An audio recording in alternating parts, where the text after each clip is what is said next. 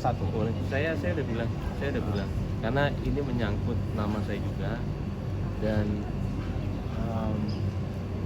Ada yang pegang itu. Nanti dikirim ya, silakan. saya juga Share aja rame-rame. saya juga sedihnya ketika pengadilan pun Paula sempat ngomong, iya teman-teman lo aja sekarang ke gue, sampai yang Paula di pengadilan ini aku nggak ngomong, aku masih jaga nama baik kamu, itu semua notabene teman aku tinggal telepon, aku kasih semua buktinya. Kok semua jadi kebalik-balik seperti semua itu kebanggaan buat dia. Sampai sekarang saya bingung, saya dibegini, ini bukan masalah, udah bukan anak lagi, dia mau menjatuhkan saya dengan semua manipulatif ini. Dan semua bukti juga gak ada kok. Pengadilan, kenapa harus sampai keluar begini dan nanti anak saya juga baca. Saya harus memang nanti saya akan kasih makan. Kakak sampai muncul rasa ketakutan anak itu gimana? Itu membatasi anak. Itu yang saya bingung sampai sekarang.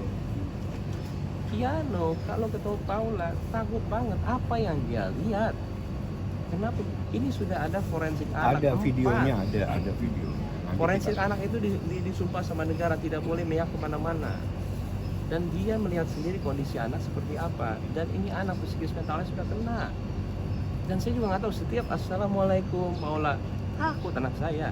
Dan semua videonya saya nggak ingin bukti enggak. Saya cuma pengadilan, lihat. Saya nggak ngada-ngada. Saya juga nggak mau ngomong kayak begini untuk semua nanti ngelempar lagi, karena anak saya pasti nanti suatu saat dia udah bisa KENZO, udah bisa semuanya baca, bentarnya dia bisa baca. Tapi saya gimana? Semua kerugian dari saya.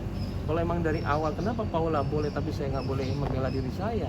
Tapi Paula boleh terus dan semua didukung. Saya sampai bingung kadang-kadang. Sekalian aja pengadilan terbuka biar kita tahu siapa yang salah siapa yang benar. Karena semuanya nggak adil buat saya selalu yang kena, saya nggak apa-apa deh, tapi ketika dia sudah membicarakan cara saya besarin anak, itu dengan cara saya itu bilang supaya dia itu marah sama benci, nggak mungkin lah.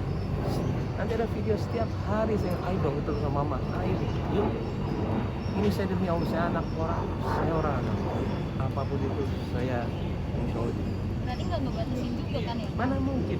Ini jawaban sudah ada di dalam, makanya saya sampai bingung Itu sama video Paula. tahun 2024. Dan video-video yang terbaru ada sama Baim, nggak apa-apa di-share aja. Sana, ya, saya kasih tahu sekarang. Itu kemarin sidang minggu kemarin, supaya kalian sekarang pakai logika gitu, ya. Sidang minggu kemarin, saya ditanya sama hakim, Mas Baim, gimana? Kalau keputusan hak asuh anak ada di tangan orang tua, saya bilang ayo yuk, saya mau banget.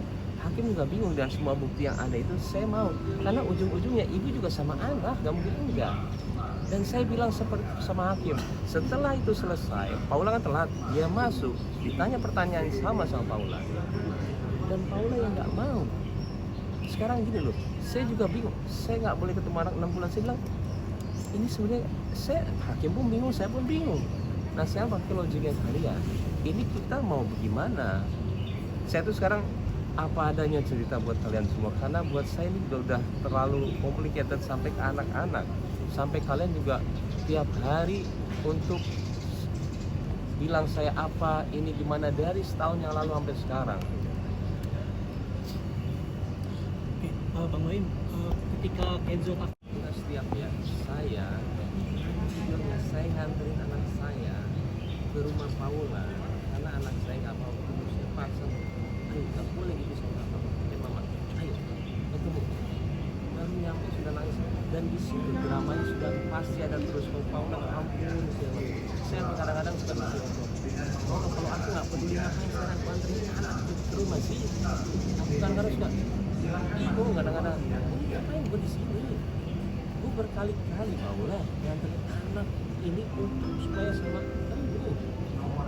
Sampai bingung, maksudnya semua diterbalikan, serasa saya yang paling jahat. Dan di pengadilan saya juga bilang, saya sekarang mikir gimana caranya anak dekat sama ibunya. Dan pas waktu forensik anak juga, saya pengaduannya ke mereka, tolong deketin anak sama ibunya lagi.